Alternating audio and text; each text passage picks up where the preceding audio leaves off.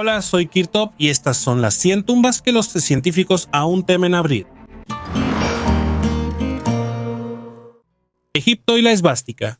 Cuanto más estudiaba los archivos sobre la NRB, más claro se volvía todo. Para los nazis no era suficiente simplemente encontrar artefactos antiguos, necesitaban inscribirse en un gran pasado, crear una línea en la que los arios no fueran solo un pueblo, sino los herederos directos de las civilizaciones más antiguas. Egipto ocupaba un lugar especial en este sistema, no por las pirámides y las momias, sino por los símbolos y los rituales. A la esvástica la llamaban la Cruz del Sol.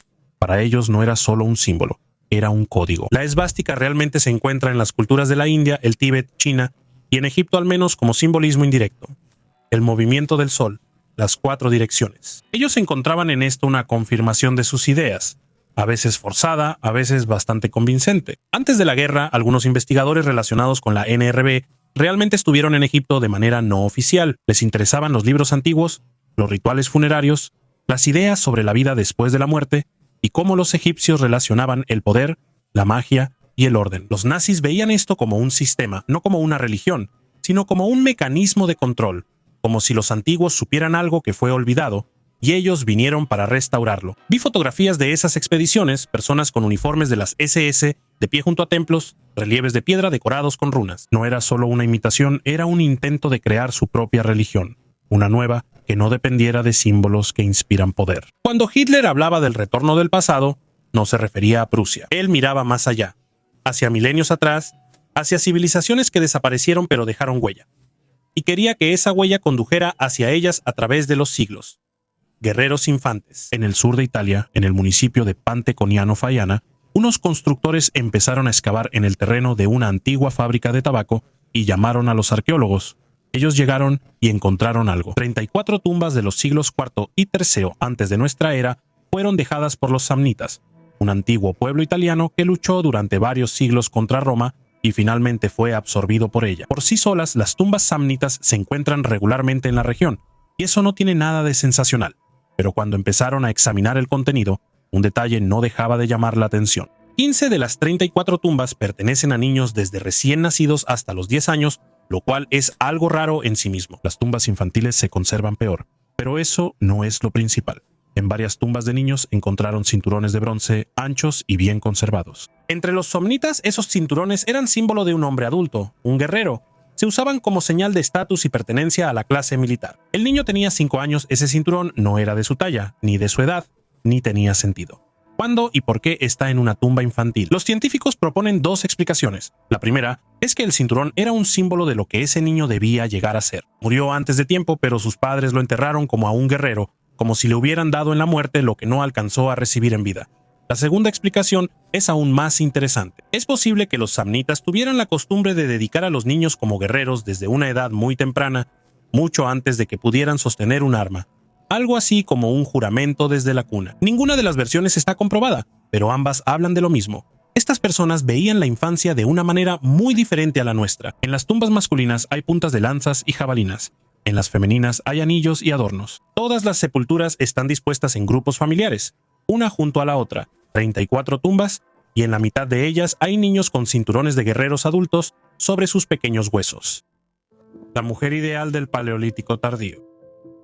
Durante mucho tiempo, los científicos no pudieron decir con certeza qué simbolizaban exactamente las Venus paleolíticas. Había diferentes teorías.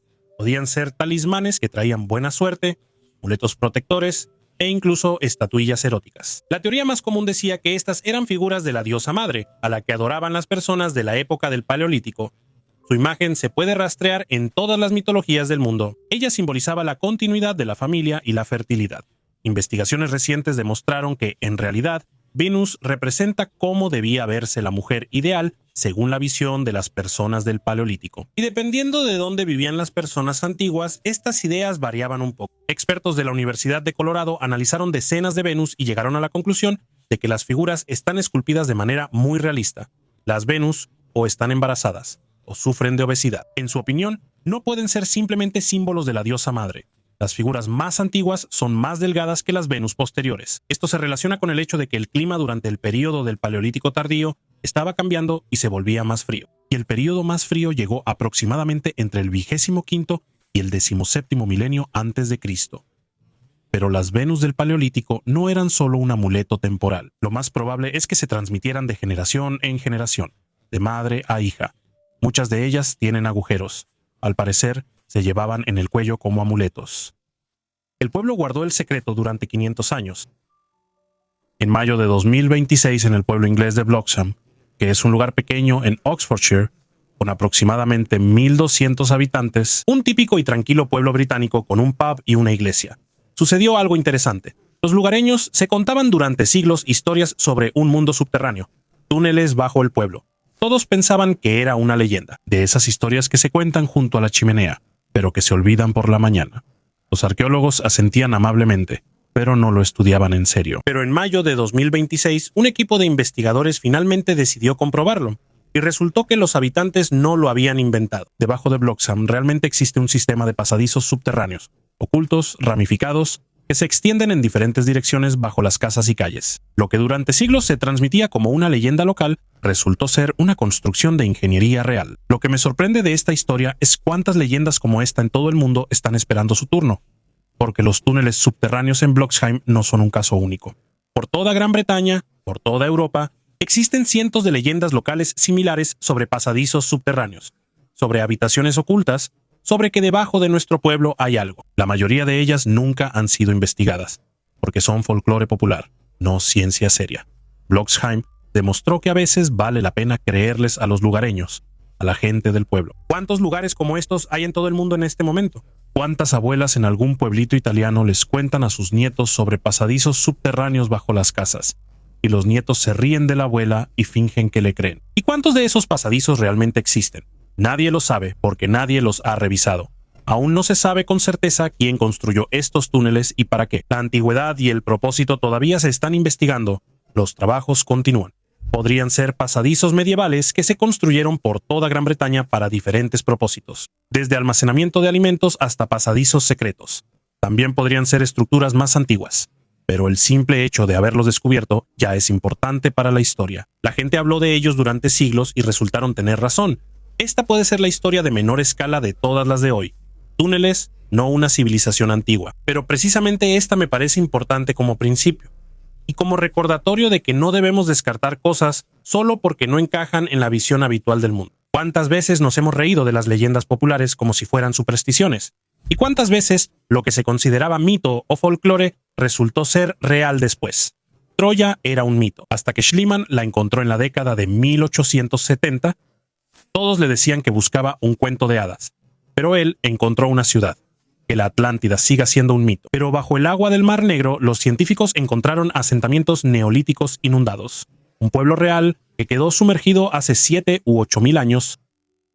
Tumba de piedra. En el norte de Marruecos, donde la península de Tánger mira hacia Gibraltar, los arqueólogos encontraron no solo un cementerio, sino todo un mapa ritual.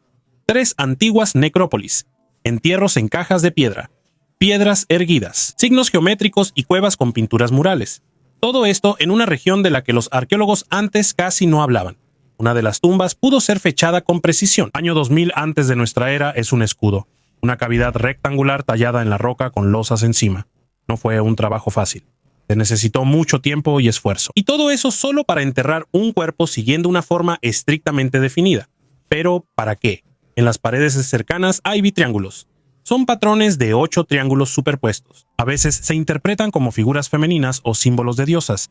También hay círculos con puntos, ondas, cuadrados con líneas. Y todo esto se parece a una imagen codificada en piedra.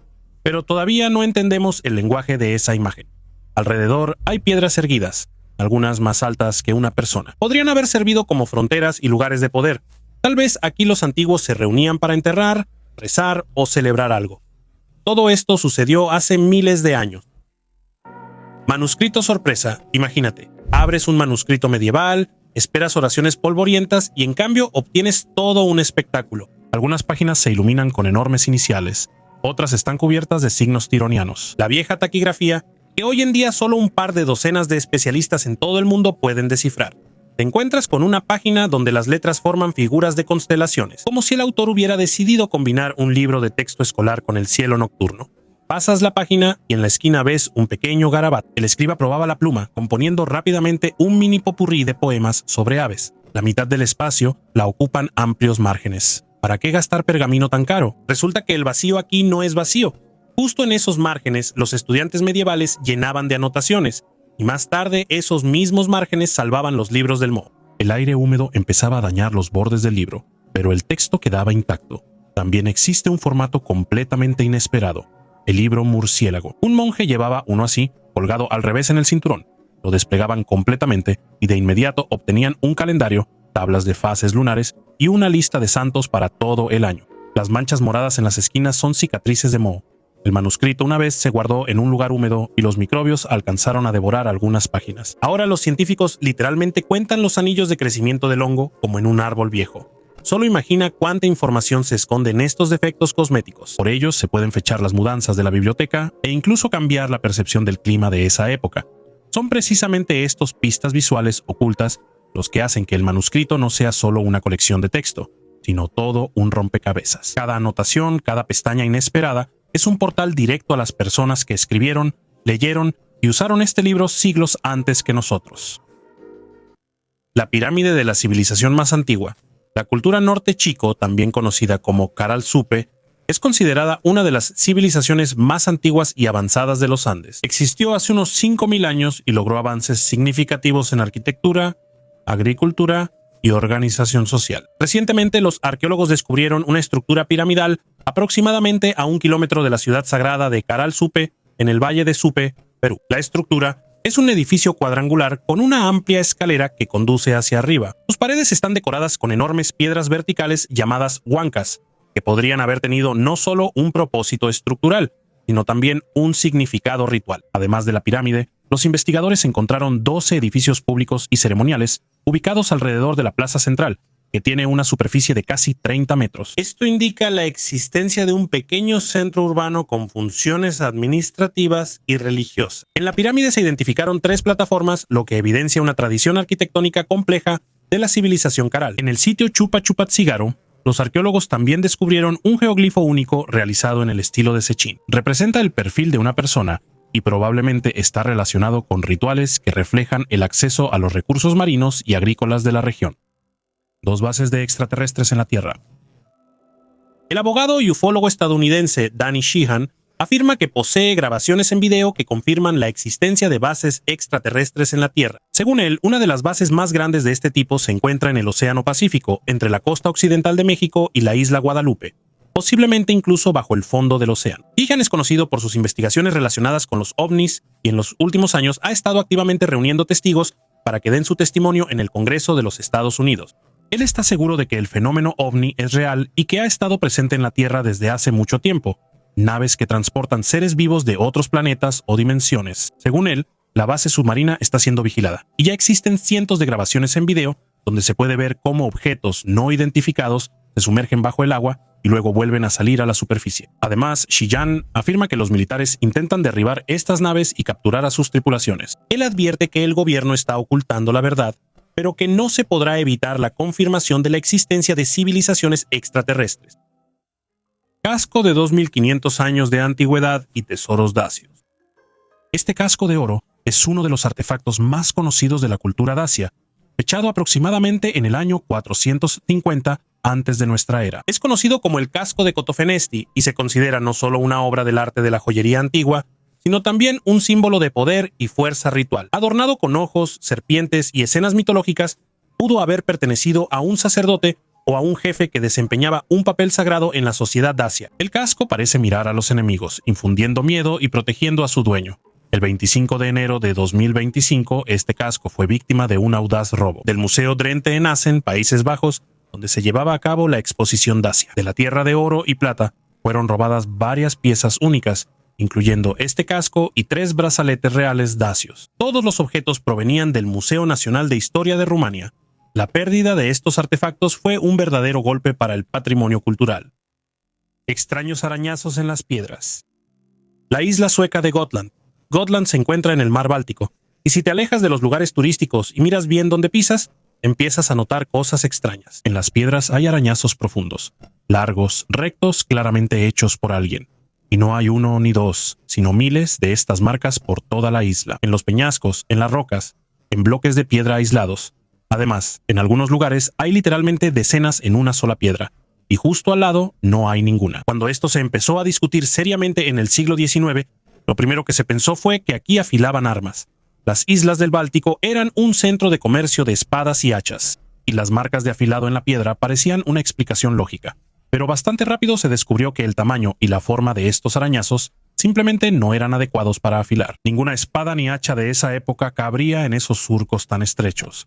Y lo más extraño es que junto a estas piedras nunca se encontró ningún residuo del trabajo, ni virutas de metal, ni fragmentos de hojas. Absolutamente nada que indicara que aquí alguna vez se afiló algo. Y luego se descubrió algo interesante. Surcos iguales existen en Noruega, Finlandia y Francia. Allí los llaman polissuars y los datan del Neolítico, de la misma cultura que construía dólmenes y erigía menhires. Se han encontrado huellas similares en Australia e India. En todo el mundo se encuentran rastros parecidos en piedra, y eso ya de por sí es extraño. Las mismas marcas de arañazos entre personas que no podían saber nada unas de otras. Pero en ningún lugar del mundo hay tantas como en Gotland. Los científicos han contado allí más de 3.600 de estas huellas. Algunas están directamente en las rocas, otras en piedras sueltas, esparcidas por toda la isla. Los científicos han propuesto varias teorías. La primera es astronómica. Muchas de las ranuras están orientadas hacia el Sol o la Luna. Es posible que fuera una forma de rastrear el tiempo y las estaciones. La segunda teoría es ritual. Los signos simbólicos están relacionados con cultos de fertilidad o de la muerte. Y finalmente, la teoría práctica, el pulido de postes de madera o herramientas de hueso. Las huellas de estos simplemente no se conservaron. Ninguna de las teorías explica por qué la misma forma aparece entre personas de diferentes continentes que de ninguna manera podían conocerse entre sí. ¿Por qué en algunos lugares hay decenas de surcos y cerca no hay ninguno? ¿Y para qué gastar tanto esfuerzo en la piedra caliza dura? Hay 3.600 surcos en una sola isla, y hasta ahora no hay respuesta. ¿Y tú qué piensas que es esto? Escribe en los comentarios. Me interesa saber cuáles son sus teorías. Un escondite de joyas de oro de los vikingos. 7 brazaletes, 6 de oro y 1 de plata, datados en el año 900 a.C., fueron encontrados en un campo en Jutlandia por cazadores de tesoros conocidos como el equipo Rainbow Power. El hallazgo, con un peso de 900 gramos, se realizó en el mismo yacimiento donde en 1911 se descubrió una cadena de oro de la época vikinga que pesaba 67 gramos. Y los expertos creen que probablemente formaba parte de la misma colección. El hallazgo anterior más pesado de este tipo pesaba 750 gramos. Una de los arqueólogos que participó en las excavaciones, Mari Agartha Larsen, dijo: "Realmente sentimos que encontramos el oro al final del arco iris cuando hallamos el primer oro, pero cuando apareció más fue casi irreal". Lars Grundbad, del Museo Sanderskova, a quien llamó el grupo de aficionados a mitad del descubrimiento, contó que todo ese tiempo tenía la sospecha de que en esa zona había más piedras preciosas escondidas. El museo describió algunas de las piezas de oro como hechas en estilo Jelling, una variedad asociada con la élite vikinga. Según Peter Pence, experto en vikingos y curador del Museo Nacional de Dinamarca, las pulseras probablemente eran brazaletes de juramento que los jefes tribales regalaban a sus fieles ayudantes. Púrpura imperial en tumbas infantiles. Esta es una historia que no planeaba incluir, hasta que me di cuenta de cuánto cambia nuestra percepción del Imperio Romano. York, Reino Unido. 2 de mayo de 2025, York es una de las principales ciudades romanas de Gran Bretaña. Todavía quedan restos de murallas y puertas romanas. Hay muchas excavaciones allí. Los arqueólogos estudian entierros romanos de bebés. Se encuentran regularmente en Gran Bretaña. Es una tradición bien conocida de esa época. Trabajo habitual. Pero en estos entierros en particular encontraron restos de tela. Y cuando analizaron la tela, resultó ser púrpura de Tiro, ese mismo tinte imperial que en el Imperio Romano literalmente valía más que el oro. Una sola capa podía costar una fortuna. Se obtenía de unos moluscos marinos especiales. Y para obtener suficiente tinte para una sola capa, era necesario procesar miles de estos moluscos. El púrpura solo lo usaban los emperadores y los aristócratas de más alto rango. Según algunas fuentes, usarlo sin permiso equivalía a traición. Y aquí está ese púrpura en los lienzos funerarios de un bebé en la ciudad provinciana de York. Pensemos qué podría significar esto. Por un lado, en York vivía gente de un estatus tan alto que podía permitirse enterrar a sus hijos en telas que usaba el propio emperador. Eso significaría que la ciudad provinciana de York era mucho más importante en la jerarquía imperial de lo que pensábamos. Por otro lado, en Roma existía una tradición de la que casi no sabemos nada. Una actitud especial hacia los niños fallecidos. Algún tipo de ritual relacionado específicamente con la púrpura imperial Ninguna de estas versiones encaja con lo que estamos acostumbrados a saber sobre el Imperio Romano, y eso hace que el hallazgo sea especialmente valioso, porque indica que estamos pasando por alto algo en la historia del Antiguo Egipto. Primero analicemos qué es la púrpura de Tiro, porque sin eso no se entiende la magnitud del hallazgo. La púrpura de Tiro no es solo una tela cara. Para que quede claro, 1 gramo de este tinte costaba más que el ingreso anual promedio de un ciudadano romano común. Es literalmente la sustancia más cara del Imperio Romano. La ley restringía directamente quién tenía derecho a usarla. Y aquí está esta tela en tumbas infantiles en una ciudad provincial británica. ¿Sabes? Lo que me sorprende de este hallazgo ni siquiera es la tela en sí, sino que cambia todo sobre la historia de Roma. 2000 años de estudio, miles de libros, cientos de películas. Y luego encuentras púrpura en huesos de niños en York. Y te das cuenta de que no entiendes nada. 5 esqueletos que no deberían estar ahí. En la primavera de 2024, arqueólogos en Polonia hicieron un hallazgo extraño. Bajo los escombros de una de las construcciones en el complejo de la Guarida del Lobo, la antigua residencia de la cúpula nazi, se encontraron restos humanos. 5 esqueletos. 3 adultos, un adolescente y un bebé. Todos sin pies ni manos. Sin señales de identificación, sin ropa, sin explicaciones. Esta parte del complejo pertenecía a Hermann Göring. Aquí es donde él realizaba reuniones privadas. No había personas ajenas en este lugar, y mucho menos podía haber entierros. La zona estaba fuertemente vigilada. El acceso a estas mansiones y habitaciones estaba restringido a muy pocas personas. Hasta ahora no se ha identificado quiénes eran esas personas.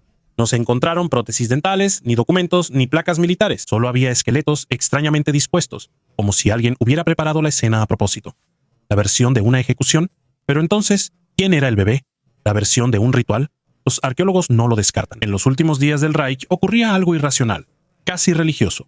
El propio Hitler estaba convencido del papel sagrado de esta guerra. Él creía que la lucha del Tercer Reich no era solo política, sino el renacimiento de un antiguo orden. ¿Por qué precisamente estos cuerpos terminaron en el centro de la guarida? ¿Por qué no los sacaron, no los enterraron, sino que simplemente los dejaron bajo el suelo? ¿Y por qué, al retirarse, los nazis gastaron sus fuerzas no en salvar, sino en destruir los búnkeres, volando todo por los aires? Como si no temieran al ejército soviético que avanzaba, sino a los futuros arqueólogos.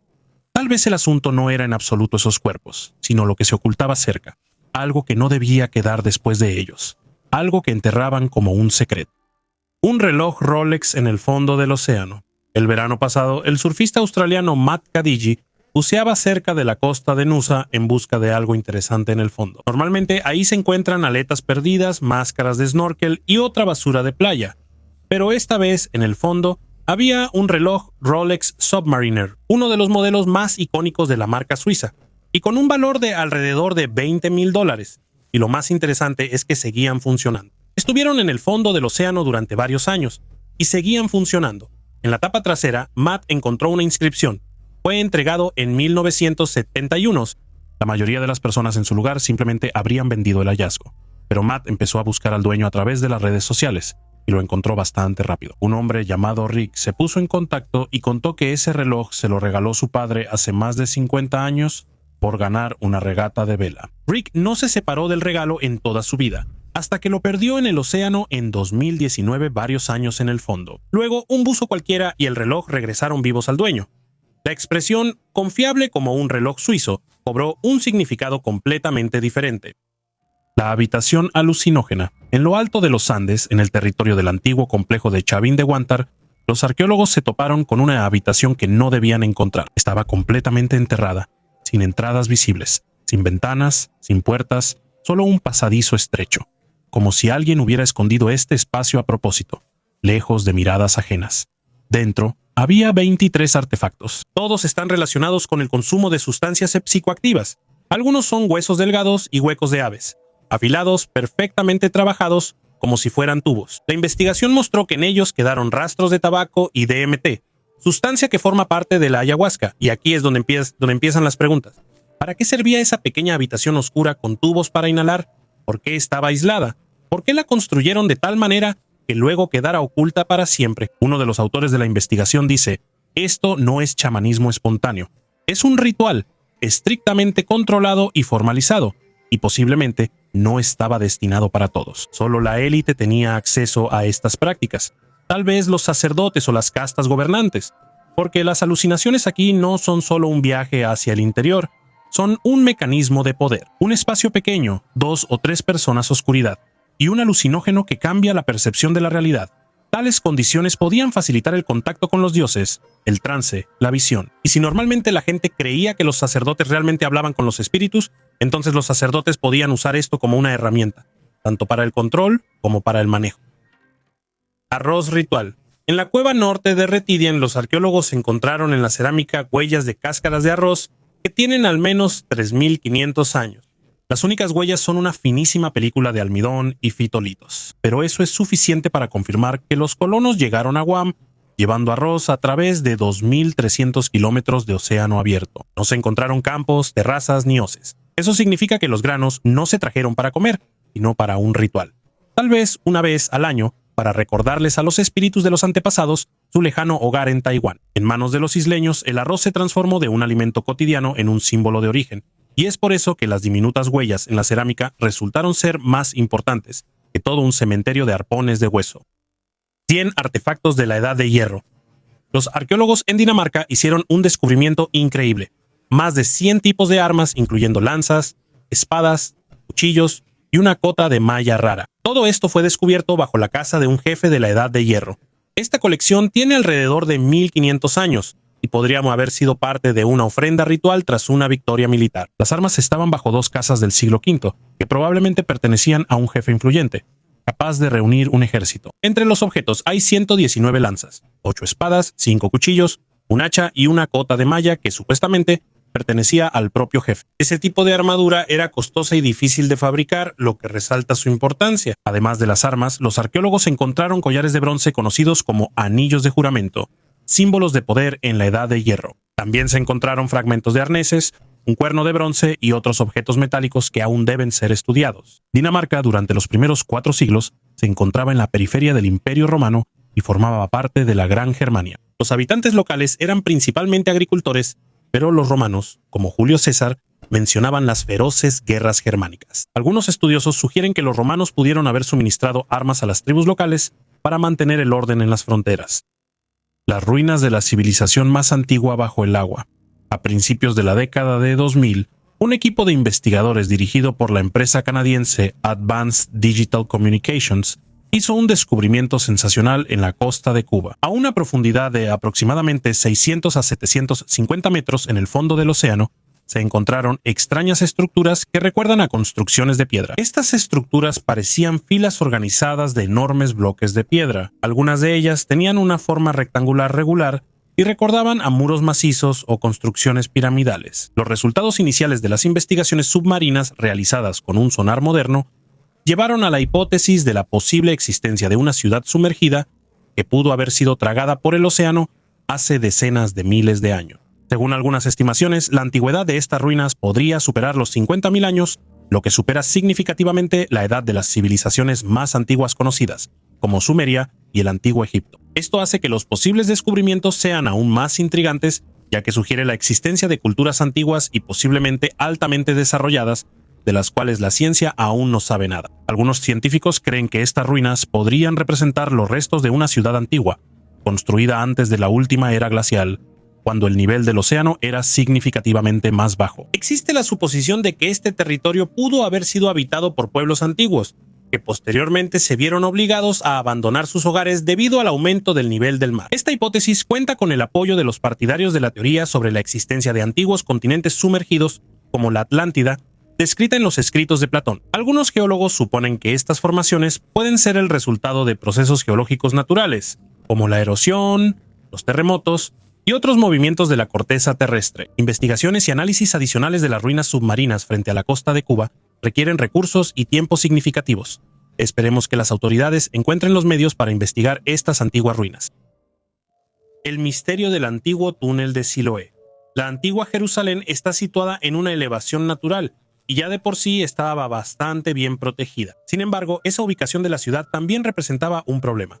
El único suministro de agua potable era el manantial subterráneo de Gihón, ubicado en la ladera de un barranco. Para hacer la ciudad inexpugnable, era necesario rodearla con altas murallas de piedra, pero en ese caso, el manantial de Gihón quedaría fuera de las murallas de la ciudad y, en caso de asedio, Jerusalén se quedaría sin agua. Para corregir esta situación, A finales del siglo IX o principios del siglo VIII a.C., se construyeron dos poderosas torres alrededor del manantial de Gihón, cuyas paredes se conectaron con las murallas de la ciudad, y hasta la fuente en lo profundo de la roca se excavó un túnel de 533 metros de longitud, realizado con una precisión increíble. La diferencia de altura entre el inicio de este túnel y su final es de solo 30 centímetros. No está claro con qué tecnologías se logró hace casi 3000 años alcanzar tal precisión, pero fue suficiente para dirigir las aguas de Gihón hacia la ciudad, a una piscina o estanque especial construida para esto, llamada el Estanque de Siloé, que no ha llegado hasta nuestros días. En 1880, unos niños, a solo 6 metros de la salida del túnel de Siloé, encontraron una losa de piedra con inscripciones antiguas apenas visibles en una piedra en la pared oriental. Es sorprendente, pero para ese momento el túnel ya había sido muy bien estudiado. Por primera vez se escribió sobre esta asombrosa construcción en 1625. El religioso italiano Francesco Quaresmi. 200 años después, el túnel fue examinado nuevamente por el biblista Edward Robinson y el arqueólogo británico Charles Warren, pero nadie notó esta losa. Lo más probable es que se debiera a que estaba muy cubierta de depósitos minerales. Después de que la losa fue tratada con una solución ácida, apareció un texto escrito con un alfabeto paleoeuropeo. A pesar de algunas pérdidas en el texto, los científicos lograron leerlo. En la losa estaba escrito cómo se construyó el túnel. Resulta que lo empezaron a excavar desde ambos lados. El cálculo fue tan preciso que en el punto previsto los dos túneles se unieron. Y esto sucedió no en una sección recta, sino en un ángulo. Los investigadores no saben cómo lograron una unión tan precisa en ese entonces. Existe una versión que dice que los canteros y picapedreros se guiaban por el sonido desde arriba. En la superficie golpeaban la roca y los trabajadores perforaban la roca en dirección al sonido. En la última línea de la inscripción se dice que la altura de la roca sobre las cabezas de los trabajadores era de 50 metros. Esto significa que los ingenieros antiguos tenían información muy precisa sobre la profundidad en la que se encontraba el túnel. Los tesoros de los alanos en la periferia sur de la aldea chechena de Alcáncala. Hace mucho tiempo que está registrado en el registro arqueológico, pero las excavaciones de 2025 aumentaron drásticamente el interés. En el fondo de una tumba estrecha, cuidadosamente revestida de piedra, brilló un colgante. Un fino anillo de oro con 5 incrustaciones facetadas de almandino. Un poco a la derecha había un cuenco de vidrio del color de un glaciar derritiéndose. La composición química confirmó un origen bizantino o persa. Entre los huesos del caballo encontraron unos frenos de bronce. Y a lo largo de las piernas del guerrero, una vaina con grifos estilizados, típicos del arte sasánida. La datación de la tumba es de finales del siglo IX, una época en la que Alania controlaba los pasos entre el Mar Negro y el Caspio. La riqueza del inventario indica que estamos ante una persona de la élite de la sociedad, posiblemente un representante de los gobernantes de Doreal, pero la técnica de los orfebres sugiere que el colgante fue fabricado localmente. El oro contiene una mezcla característica de platino de los placeres aluviales del Caspio, y el granulado está fijado con una composición adhesiva, conocida por los hallazgos de pajar. En conjunto, la tumba destruye la antigua imagen de los nómadas intermediarios. La sociedad alana de finales del primer milenio era más compleja. Propios joyeros, comercio de vidrio a larga distancia, vínculos estrechos con Irán y Bizancio. Y lo principal, el deseo de inmortalizar el estatus en oro y en la guarnición de los caballos. Esto también podría estar en los libros de texto. Imagina que eres egiptólogo. Has estudiado el antiguo Egipto toda tu vida. Escribiste una tesis, das cursos en la universidad, has publicado varios libros y un día de repente te ponen sobre la mesa nuevos resultados del análisis del suelo bajo la Esfinge. Hay rastros de erosión hídrica muy profunda, del tipo que solo ocurre después de siglos de lluvias torrenciales. Lluvias así en Egipto solo ocurrieron por última vez hace 10 o 12.000 años. Eso significa que la Esfinge, si esto es cierto, es 2 o 3 veces más antigua que todo lo que sabemos sobre la civilización egipcia. ¿Y qué vas a hacer con eso? La mayoría de los egiptólogos hicieron exactamente lo que probablemente tú mismo habrías hecho en su lugar. Explicaron que es un error, o que no es el tipo correcto de piedra. Porque admitir que la Esfinge no es del año 2500 a.C., sino al menos del 10º milenio, significa reconocer que existió una civilización avanzada de la que no sabemos absolutamente nada. Eso no es una pequeña corrección en el libro de texto. Eso es revisar toda la historia de la humanidad desde cero. Y no es de sorprender que no quieran hacer esos cambios. El geólogo Roberto Schoch, quien fue el primero en describir esta erosión hídrica en los años 90, sigue publicando hasta el día de hoy y aún no ha recibido ninguna refutación convincente. Solo comentarios condescendientes diciendo que no entiende la especificidad del clima egipcio. Ahora tiene más de 60 años. Me pregunto si recibirá reconocimiento en vida. La historia de la ciencia dice que hay posibilidades, pero a veces hay que esperar mucho tiempo. Mientras tanto, volvamos a lo que ya está confirmado. Sin embargo, durante mucho tiempo, las autoridades egipcias no permitieron investigaciones independientes sobre el color. No se explica oficialmente por qué. No se sabe qué hay debajo de él. Las investigaciones sísmicas de los años 90 mostraron posibles cavidades en la base. Hay cavidades ahí. Nadie ha revisado qué hay en ellas. Castillo del desierto. En medio de las dunas del desierto de Argelia hay una ruina. Solitaria, sin caminos, sin nombre. Los turistas no llegan aquí. Ni siquiera hay muchas imágenes satelitales. Al lugar lo llaman Xardra, pero eso no es oficial. Zar en bereber significa palacio o castillo. Hidra es el nombre de un río que alguna vez fluyó cerca. Nadie sabe quién construyó este castillo. No hay fechas exactas ni restos de un asentamiento alrededor. Solo contornos de piedra sobre la arena. Da la impresión de que la construcción hubiera sido arrancada del tiempo y luego olvidada. Es sorprendente que incluso en la era de la geolocalización, los drones y las expediciones, todavía existan lugares de los que casi nadie ha oído hablar.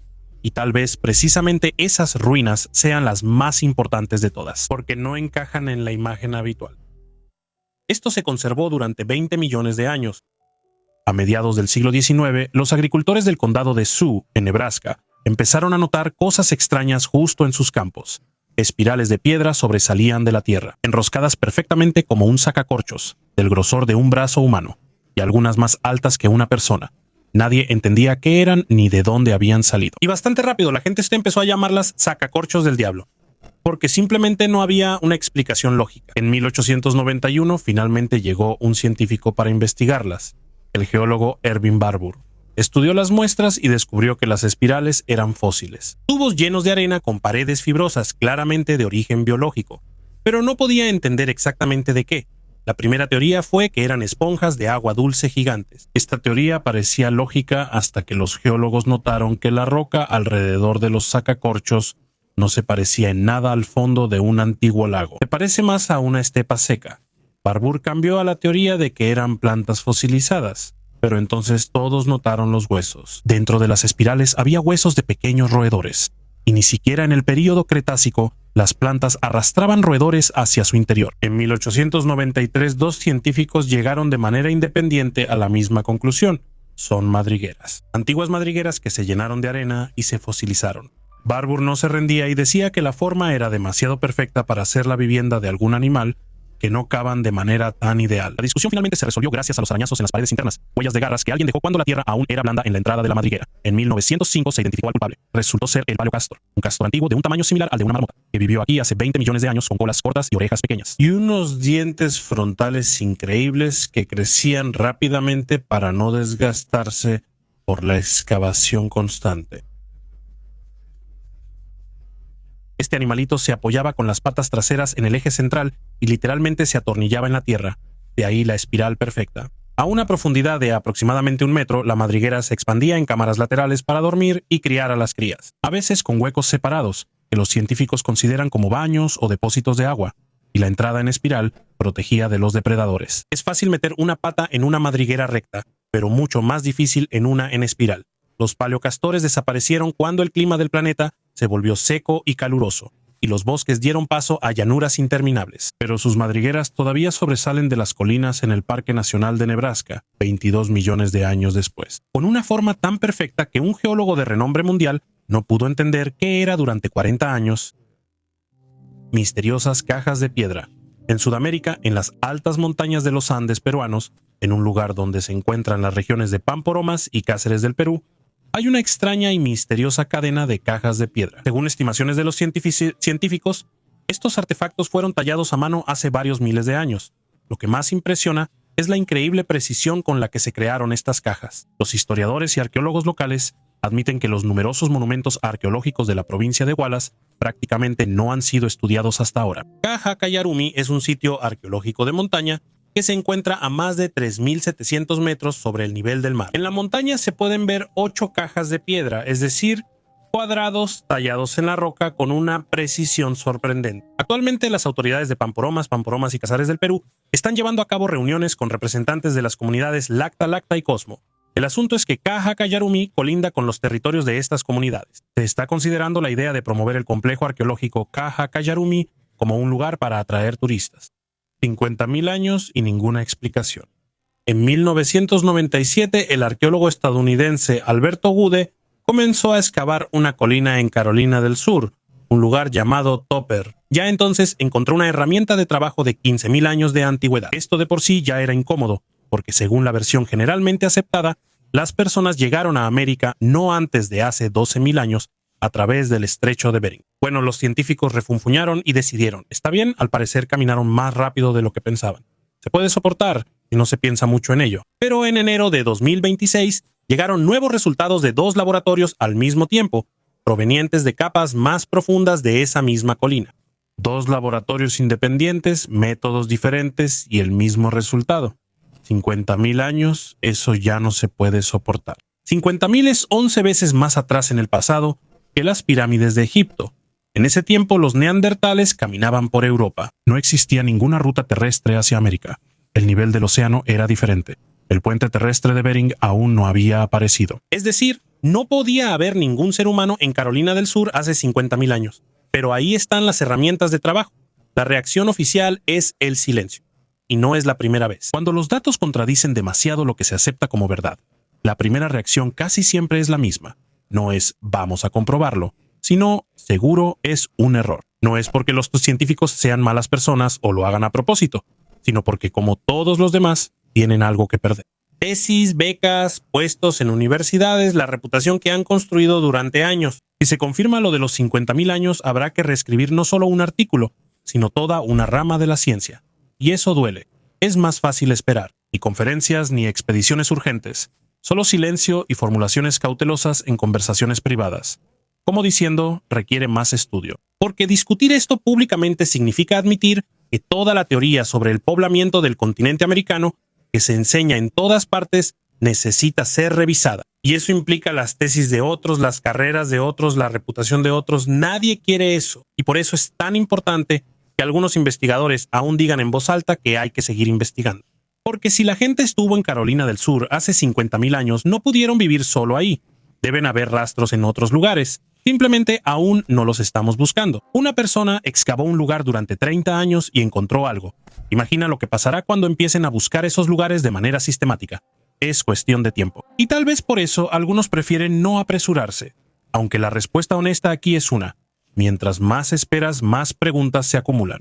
En toda América del Norte y del Sur siguen encontrando asentamientos de 20, 25, 30.000 años de antigüedad. Cada uno por separado se puede cuestionar, pero juntos forman un panorama que cada vez es más difícil de ignorar. Topper no es el último hallazgo incómodo en esta parte del mundo. Simplemente es el más reciente y el mejor documentado hasta ahora. Sin embargo, algunos investigadores dicen abiertamente que se necesitan nuevas expediciones a lo largo de toda la costa este. Algunos plantean que los primeros americanos no cruzaron por la tundra, sino que viajaron a lo largo de la costa del Pacífico en botes. Y todos sus asentamientos ahora están bajo el agua, porque el nivel del océano ha subido 120 metros desde entonces. Eso explicaría por qué no hay rastros.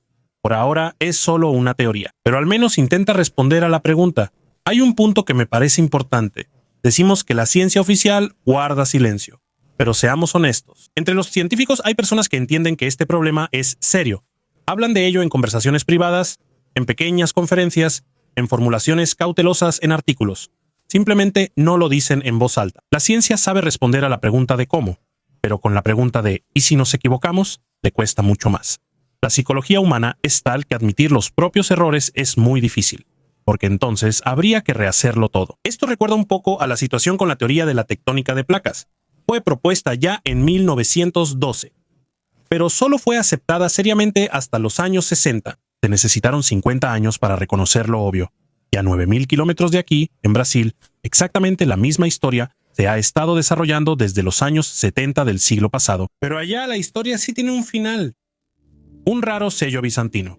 Un raro sello bizantino de plomo fue encontrado durante las excavaciones en el territorio del Palacio del Príncipe, en el distrito de Bakhchisaray, Crimea. El sello de plomo del siglo IX pudo haber pertenecido a un funcionario bizantino en el territorio del Palacio Principesco en la antigua capital del Principado medieval de Feodoro, en la meseta de Mangup, en el distrito de Bakhchisaray, Crimea. Según él, Los sellos de plomo que pertenecían a personas importantes y funcionarios del Imperio Bizantino son muy raros y tienen un valor extremadamente alto. Además, los arqueólogos encontraron una ánfora de cerámica prácticamente intacta de los siglos 9 y 10, en la que supuestamente se almacenaba vino o agua. Mangub es una ciudad-fortaleza medieval en el distrito de Bakhchisaray, en Crimea, que fue la capital del Principado de Feodoro, formado a finales del siglo XIV. Este año, los arqueólogos llegaron a las capas de un periodo más temprano, de los siglos V-Sesieri, cuando en la meseta de Mangub apenas comenzaba a formarse una poderosa fortaleza. Además, los arqueólogos continúan estudiando la necrópolis que pertenece al periodo inicial de asentamiento de este territorio, de finales del siglo IV al VII. Huevos de 3 tipos de criaturas. En el estado brasileño de São Paulo, ya en 2004 se encontró un lugar muy interesante, pero las excavaciones serias comenzaron solo en 2021 y esto es lo que encontraron allí. 3 nidos de huevos con una antigüedad de entre 66 y 105 millones de años, es decir, de la época de los dinosaurios. La primera puesta tenía 15 huevos, la segunda 21 y la tercera 47.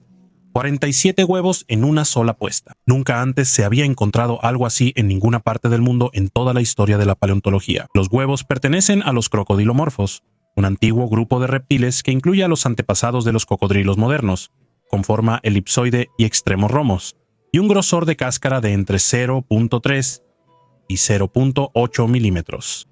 La alta porosidad indica que los huevos se desarrollaron en un ambiente húmedo y pantanoso, pero lo más interesante no son los huevos en sí, sino el lugar. Las 3 puestas se encuentran en la misma capa geológica.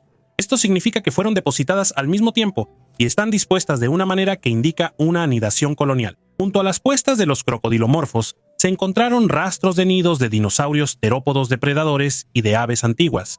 Diferentes especies de reptiles anidaban aquí al mismo tiempo. Imagina un pantano hace 100 millones de años. En un solo lugar, literalmente a pocos metros unos de otros, al mismo tiempo ponen huevos reptiles similares a los cocodrilos, dinosaurios depredadores y las primeras aves. Criaturas completamente diferentes que en otra situación simplemente se habrían comido entre sí, pero aquí cada uno está ocupado con su propio nido y no molesta al vecino. Los científicos todavía no entienden por qué precisamente este lugar atraía a todos juntos. Tal vez era la temperatura especial del suelo, tal vez algo más. Pero el hecho es que esto era algo así como una sala de maternidad común para varias especies al mismo tiempo, y este lugar permaneció intacto bajo tierra durante 100 millones de años hasta que finalmente empezaron a excavarlo. El oro del Reich. Uno de los barcos hundidos en el lago Toplitz de Austria ocultó su secreto durante décadas. La profundidad, el agua turbia, la corriente peligrosa, un escondite perfecto. Los rumores existían desde hace mucho. En el fondo hay cajas con oro, documentos y obras de arte robadas. Pero recientemente hubo una razón para volver a tomar en serio estos rumores. Los investigadores encontraron una caja fuerte sellada, que según diferentes estimaciones, contiene hasta 4 toneladas de oro. Al principio pensé que era otra leyenda más, pero luego aparecieron fotos, grabaciones, documentos, incluso de los archivos de la CIA según sus datos. El barco realmente transportaba una carga especial que, a toda costa, no debía caer en manos de los aliados. Esto no es solo riqueza, es un plan de respaldo, un recurso para escapar, para recuperarse, para continuar en las sombras.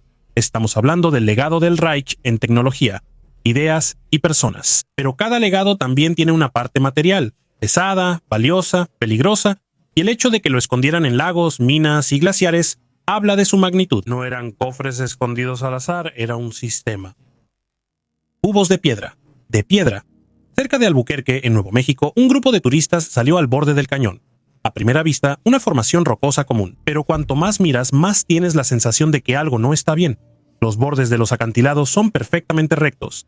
Las caras son lisas, como si no hubieran sido talladas por el tiempo, y no por algo afilado. En algunos lugares, las masas de piedra forman cubos definidos. Cada uno pesa alrededor de 100 toneladas, no hay señales de procesamiento, pero tampoco hay caos natural aquí. Todo es demasiado geométrico. En Internet, las comparaciones comenzaron de inmediato. Alguien recordó el camino de Bimini en las Bahamas, misteriosas losas de piedra que se sumergen bajo el agua. Otros mencionaron los megalitos de Baalbek, pero aún así, la reacción principal es la misma. Esto se ve raro. Demasiado perfecto para ser natural, demasiado pesado para ser hecho por el hombre. Los científicos, por supuesto, pueden explicar muchas cosas. Erosión, geometría de los cristales, presión, fracturas. Pero visualmente esto no convence, porque cuando estás junto a estas formas, no tienes la sensación de que esto lo hizo la naturaleza. Surge la pregunta, Si esto realmente es artificial, ¿quién lo hizo y para qué? Este no es el primer ni el último lugar donde la naturaleza parece imitar accidentalmente la obra de alguien. Pero a veces surge la sospecha de que es todo lo contrario, que no es la naturaleza la que imita la tecnología. Y todavía no hemos entendido quién estuvo aquí antes que nosotros. Nuevos hallazgos en Egipto. Ya que estamos en Egipto, otra historia más. Y es importante no tanto por lo que encontraron, sino por cómo lo encontraron. Buto Hotel El Faraín, la colina de los faraones, al norte del delta del Nilo. Un lugar con una historia de 6.000 años. Aquí fue uno de los principales centros religiosos del Egipto predinástico. Aquí veneraban a la diosa cobra Uadiet, la protectora del Bajo Egipto, la misma cobra que el faraón llevaba en su corona. El problema de Buto es que este lugar es casi imposible de excavar con métodos tradicionales. Durante 6.000 años, nuevos edificios se construyeron sobre los antiguos. Se formó una especie de pastel de capas de depósitos culturales, todo empapado por aguas subterráneas. Y clavar una pala significa no saber en qué capa vas a dar ni qué podrías destruir. Los científicos egipcios decidieron no excavar a ciegas, sino primero ver qué hay realmente ahí. Usaron satélites y equipo especial que escanea la Tierra como un rayo X y muestra objetos ocultos sin tocar el suelo.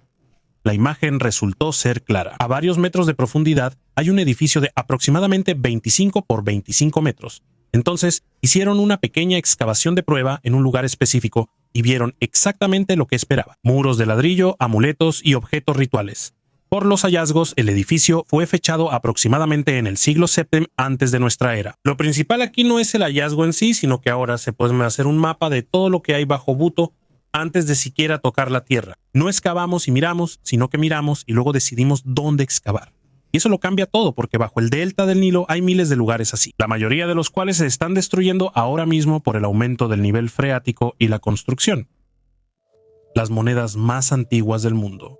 Durante unas excavaciones en la provincia de Henan, un grupo de arqueólogos chinos descubrió la casa de moneda más antigua del mundo con monedas de metal. Los científicos ya han declarado que esta casa de moneda y las monedas que se encuentran en ella son las más antiguas de todas las que han logrado encontrar alguna vez. Según los científicos, la fábrica de monedas fue construida en el año 770 antes de nuestra era. La fábrica producía artículos no solo de cobre, sino también de otras aleaciones. Esto indica que estaba técnicamente equipado y bien organizado. El edificio no ha sido completamente excavado, por lo que los científicos hasta ahora no han revelado su superficie. Por ahora, las investigaciones solo se realizan en la zona excavada, pero incluso ahí se han encontrado muchas cosas.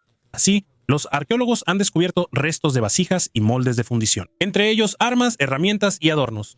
Las monedas encontradas no se parecen a nuestras monedas modernas. Por su apariencia, se parecían más a una pala pequeña, de un tamaño de 13 por 15 centímetros. Pero a pesar de su aspecto, no se pueden usar en la agricultura. Son demasiado frágiles para eso. Tenían varias inscripciones, cada una de las cuales indicaba un valor diferente. Monedas similares estuvieron en circulación hasta que un día el emperador Sin decidió abolirlas. Antes de este hallazgo, las monedas más antiguas se consideraban aquellas que se habían encontrado en Turquía. Las monedas que se encontraron en Turquía fueron emitidas aproximadamente en el año 600 a.C. y pertenecían al reino de Lidia. El hallazgo actual cambia todo de raíz. El mausoleo del Imam Reza es uno de los complejos religiosos más importantes del mundo islámico y un centro de peregrinación para millones de chiitas. La arquitectura del complejo impresiona por su grandiosidad y su refinado trabajo decorativo. En su esplendor se reflejan muchos siglos de historia iraní, durante los cuales el complejo fue reconstruido y decorado en numerosas ocasiones. Los trabajos de mosaico, los paneles de espejos y las cúpulas doradas que adornan el mausoleo crean una atmósfera que transporta a los visitantes a otro mundo de espiritualidad y silencio. Cada milímetro del espacio parece cobrar vida con la luz reflejada por miles de fragmentos de espejo, creando la ilusión de infinito. El complejo incluye no solo el propio mausoleo, sino también mezquitas, bibliotecas, museos y escuelas religiosas. Aquí se conservan valiosos manuscritos, reliquias y obras de arte que simbolizan la rica herencia cultural de Irán. Una de las características más místicas del mausoleo es la antigua leyenda de que las oraciones pronunciadas aquí se cumplen. Peregrinos de todo el mundo vienen a la tumba para pedir salud, perdón o un milagro. El primer observatorio astronómico. El observatorio del Antiguo Egipto, descubierto recientemente, y el primero de su tipo, demuestra el profundo conocimiento de los egipcios en astronomía y su estrecha conexión con las prácticas espirituales y rituales. Es el observatorio más grande y el primero conocido en la historia de Egipto. Los restos de la construcción del siglo VI a.C. fueron encontrados hace 3 años durante excavaciones en la antigua ciudad de Buto, actualmente conocida como Tel el Faraín, en la gobernación de Kafr el-Sheikh. Todo lo que encontramos superó nuestras expectativas, declaró Hassam Ghanim, director de la Administración de Antigüedades de Kafr el-Sheikh y jefe de la misión arqueológica. Los arqueólogos descubrieron las ruinas de un edificio en forma de L hecho de ladrillos de adobe, con una superficie de aproximadamente 850 metros cuadrados. La entrada oriental conduce a un lugar donde la luz del sol iluminaba el punto de observación del sol y las estrellas, en el que se encontraba el sacerdote astrónomo. En las paredes se conserva su imagen, mirando hacia el sol naciente, lo que representa la conexión de los antiguos egipcios con el cosmos. Al principio, los investigadores pensaron que habían descubierto un templo, pero el hallazgo de artefactos e inscripciones relacionadas con la astronomía, como relojes de sol y otros instrumentos para medir el tiempo, los llevó a concluir que se trataba de un observatorio. Dentro del salón se encontraron imágenes astronómicas de la salida y la puesta del sol a lo largo de 3 estaciones. Los artefactos encontrados, como las estatuas de Horus y Osiris, así como una figura de bronce de Osiris con una serpiente, confirman la importancia del papel espiritual y científico del observatorio. 460 años en el fondo del Báltico. En 1563, el rey sueco Erik XIV construyó un barco que debía cambiar el equilibrio de poder en el Báltico. Mars, 48 metros de largo, 1.800 toneladas, 107 cañones a bordo. Uno de los primeros gigantes de 3 mástiles en Europa, buque insignia de la flota, al que incluso los enemigos temían ver en el horizonte. Los daneses y los alemanes entendían que en un combate abierto contra un barco así, no tenían ninguna oportunidad. El 30 de mayo de 1564, el Mars entró en combate con la flota danesa-alemana.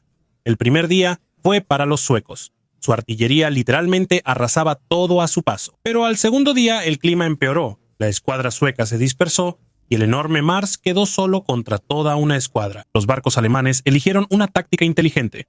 No se acercaron a los cañones, sino que empezaron a lanzar proyectiles incendiarios a la cubierta del buque insignia, una mezcla de azufre, brea y salitre. Mientras los suecos apagaban el incendio, unos 300 abordadores de Lübeck y Dinamarca abordaron el barco, y en pleno fragor del combate cuerpo a cuerpo, el fuego alcanzó la Santa Bárbara. La explosión fue tan fuerte que la proa del barco se encontró a 40 metros del casco principal.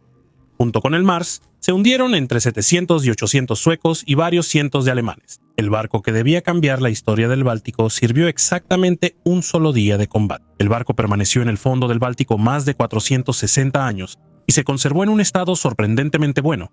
Agua fría y salobre, poca corriente. Y lo principal, en el mar Báltico no hay gusanos barrenadores que destruyen los cascos de madera en otros mares. Los científicos encontraron allí cañones de bronce deformados por la explosión, granadas incendiarias, garfios de abordaje que antes solo se veían en pinturas antiguas, y huesos con marcas de sables. El mar Báltico conservó no solo un barco, sino una imagen completa de una batalla naval del siglo XVI, con todos los detalles que normalmente la historia no preserva. Antiguo medio de pago, una moneda de bronce atribuida a Poncio Pilato, prefecto de Judea, fue acuñada entre los años 26 y 36 de nuestra era, durante el gobierno del Imperio Romano, bajo el emperador Tiberio. Este pequeño artefacto es un símbolo destacado del poder y la influencia del Imperio Romano en el territorio de la antigua Judea. Las monedas de este periodo reflejan no solo la actividad económica, sino también los aspectos políticos y religiosos de la época. En el anverso de la moneda, por lo general, se representaba un objeto de culto relacionado con los dioses romanos, lo que subrayaba el deseo de Roma de imponer su cultura. Sin embargo, esto provocó conflictos con la población judía local, para quienes las imágenes relacionadas con creencias paganas podían considerarse blasfemas. En el reverso de la moneda a menudo se representaban símbolos como el cuerno de la abundancia o los timbales, que simbolizaban la prosperidad y el control. Las inscripciones en la moneda mencionan a Tiberio, reforzando su autoridad como gobernante. Encontraron los restos de D'Artagnan. El verdadero D'Artagnan se llamaba Charles de Batz de Castelmore y realmente existió. Sirvió en los mosqueteros reales bajo Luis XIV, fue cercano al rey y murió en 1673 durante el asedio de Maastricht. Según fuentes históricas, lo mataron justo en el campo de batalla. El cuerpo fue enterrado en algún lugar de la ciudad, pero nadie registró el lugar exacto o los registros simplemente no se conservaron. Durante casi 400 años, casi nadie sabía nada sobre su tumba, y fue durante trabajos de restauración en una de las antiguas iglesias de Maastricht que los trabajadores se toparon con un esqueleto. En la zona del pecho se encontraron fragmentos de una bala de mosquete. Junto al cuerpo había una moneda francesa, y la datación de la tumba, por todos los indicios, coincide con la fecha de la muerte de D'Artagnan. Ahora las muestras de ADN han sido enviadas para su análisis, y todavía no hay una confirmación oficial. La ciencia no se apresura a hacer declaraciones sensacionalistas sin pruebas definitivas, pero los investigadores dicen que hay demasiadas coincidencias como para considerarlo una casualidad. Piensa en esto. Alejandro Dumas escribió sobre sus mosqueteros en 1844, 170 años después de la muerte de la persona real. La novela se convirtió en una de las más leídas del mundo. Miles de millones de personas conocen el nombre de D'Artagnan por las películas, series y obras de teatro, y aún así, nadie sabía dónde estaban sus restos, hasta el año pasado. Si te has encontrado con una historia similar, un hallazgo casual que resultó ser un gran descubrimiento, escríbelo en los comentarios. Sería interesante hacer un video completo sobre este tipo de historias. El pergamino de Merlín. Los archivos suelen parecer aburridos. Carpetas polvorientas, facturas, nombres de personas olvidadas hace mucho tiempo. Así era en el condado de Suffolk, en una antigua finca inglesa. Un libro de contabilidad común del siglo XVI. Y de repente, bajo la encuadernación de cuero, aparece una inscripción. Un texto en francés antiguo con iniciales rojas y azules. El archivero se detiene. Comienza una investigación que llevará más día a la leyenda más enigmática de Gran Bretaña, la historia de Merlín y el rey Arturo. El pergamino resultó ser un fragmento de un manuscrito del siglo XIII, cuando las leyendas de los caballeros de la mesa redonda estaban en su apogeo. Esta parte en particular pertenece al ciclo Sweet Vulgate de Merlín. La trama describe cómo Merlín actuó después de la coronación de Arturo. Se han conservado menos de 40 ejemplares como este, y cada uno es único. Pero este estaba cosido en la portada como forro, porque en el siglo XVI los viejos pergaminos a menudo se usaban para encuadernar libros. El papel era caro. Los científicos no podían tocar el hallazgo. Era demasiado frágil. Entonces recurrieron a la tecnología. La fotografía multiespectral reveló la tinta desvanecida. Los rayos X, creados para estudiar fósiles, permitieron mirar dentro del libro. Y quedó claro, es una nueva escena, antes desconocida. 2 episodios. En el primero, Gavin lucha contra los reyes paganos en Cambenwick. En el segundo, durante un banquete, aparece un arpista ciego con un perro blanco. Él encanta a todos. Pide permiso para llevar el estandarte en la batalla, y desaparece. Luego queda claro que era Merlín, quien cambió el curso de los acontecimientos. Magia, máscara, leyenda. Pero eso no es lo más importante. Lo principal es que todo esto pudo haberse quedado en la encuadernación para siempre. Una historia escrita por monjes hace 7 siglos sobrevivió a decenas de generaciones, guerras y al olvido, y salió a la luz solo porque una persona notó un patrón extraño en un cuero viejo. Un antiguo puñal de una civilización misteriosa. En la India, arqueólogos durante excavaciones en el estado de Tamil Nadu descubrieron varias antiguas tumbas y construcciones que evidencian la existencia de una ciudad próspera en ese lugar. En una de las tumbas se encontró una hoja asociada con una civilización misteriosa. Arqueólogos descubrieron en la aldea de Kantagai, en el sur de la India, una nueva evidencia de que hace aproximadamente 2500 años, en el lugar de esta aldea, existía una ciudad. Pertenecía a una civilización desconocida, y según los artefactos encontrados, era bastante grande y próspera. ¿Qué causó su colapso aún está por determinarse? Uno de los hallazgos más valiosos fue una daga de hierro. Está cubierta de óxido, pero aún así su empuñadura de madera se ha conservado bastante bien. La daga se encontraba dentro de una urna funeraria junto con los restos cremados, probablemente de un guerrero. La hoja medía aproximadamente 40 centímetros de largo. Desafortunadamente, debido a la corrosión, se partió por la mitad.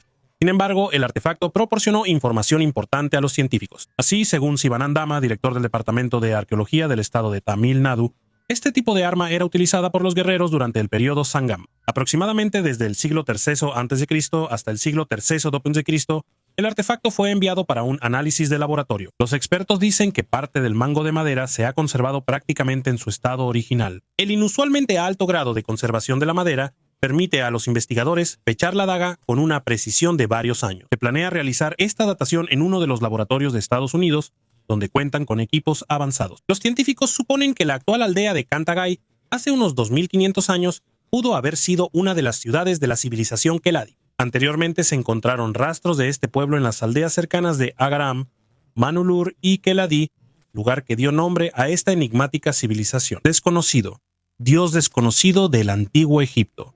Este es un nombre que probablemente no hayas escuchado. Pelusio, una antigua ciudad egipcia en la frontera oriental del delta del Nilo. la primera línea de defensa de Egipto contra las invasiones del este, y al mismo tiempo una gran ciudad portuaria por la que pasaban todos, persas, griegos, romanos y árabes.